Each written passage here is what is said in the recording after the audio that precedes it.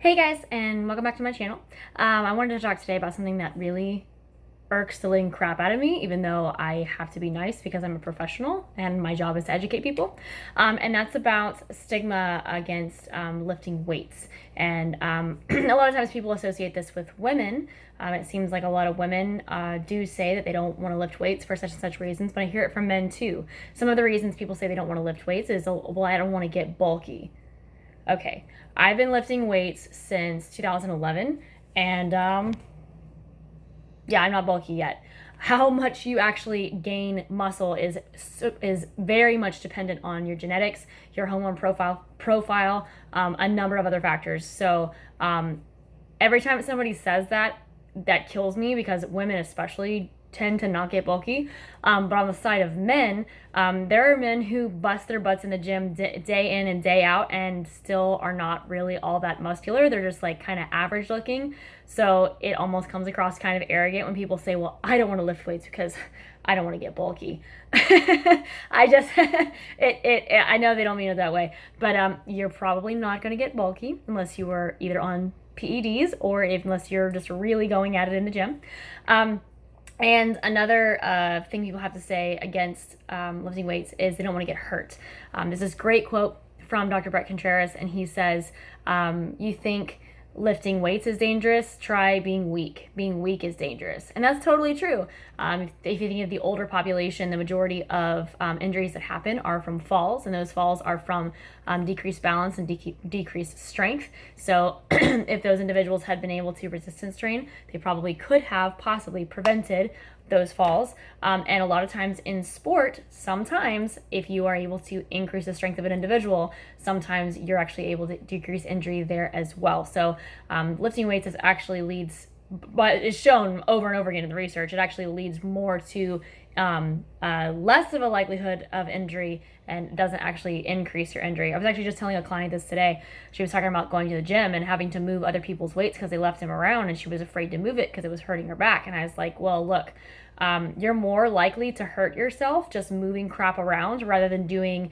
very structured weightlifting. You know, just going through daily activities, stuff does happen, and strength training does help to prepare you for that. But yeah, just moving stuff around can be dangerous. So don't think just because you're lifting weights it's dangerous. Anyway, and the other thing that I hear from athletes is athletes are afraid, like kind of along the same lines as the bulky or getting hurt thing. They're afraid that it's going to be a negative thing toward their sport, like that they're going to get too slow or whatever.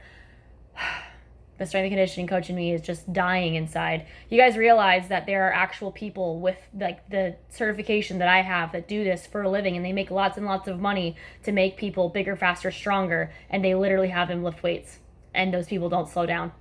There are Olympic lifters, or there are Olympic sprinters who lift weights and they're not slow.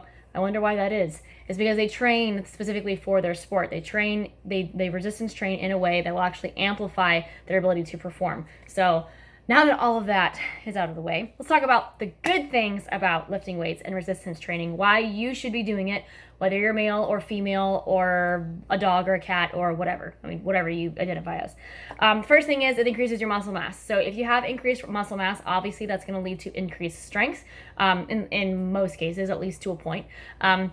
Increased strength is obviously necessary for everyday living. It also increases your muscular endurance. That way you're able to go through your daily tasks more easily. You're able to sit in certain positions longer or hold things or move things, whatever. Obviously increased strength. Like I mentioned earlier, that can also actually correlate with increased balance. Sometimes your ability to increase your strength will also improve your balance because it's also improving your neuromuscular control. So a lot of the benefits that you see from strength training or resistance training within the first 6 to 8 weeks are you usually see huge increases in strength, and a lot of times you'll see big increases in muscle mass, but those are thought to actually be related to better neuromuscular connections being built as opposed to actual muscle being built, if that makes sense. So that improved neuromuscular control and coordination and connection can lead to other great benefits like increased stability and better balance. So that's if that wasn't good enough as it is, it can also lead to increased speed, not just because of your better neuromuscular control, but especially because of your increased muscle mass, your increased strength. if you are doing a power sport, or if you're having to exert force in any way, which pretty much every sport does, when you are producing force whenever you're having to move your body from one position to another, or if you're having to tackle somebody, if you're having to throw something or hit something, whatever, you're producing force and transferring it to another object. And obviously, force times acceleration is power. So if you can increase your force output, which is your strength, then you're going to be able to increase your acceleration also. There's a lot more details into that, but that's one of the reasons why athletes need to be lifting weights. Another thing is that it improves your joint health. So especially as you age, we start looking at things like arthritis, whatever, which, by the way, probably more people have arthritis than they realize. Arthritis is just slight joint degeneration. Some people have pain, some people don't, so don't freak out. If you have arthritis, it does not mean that you can't lift weights.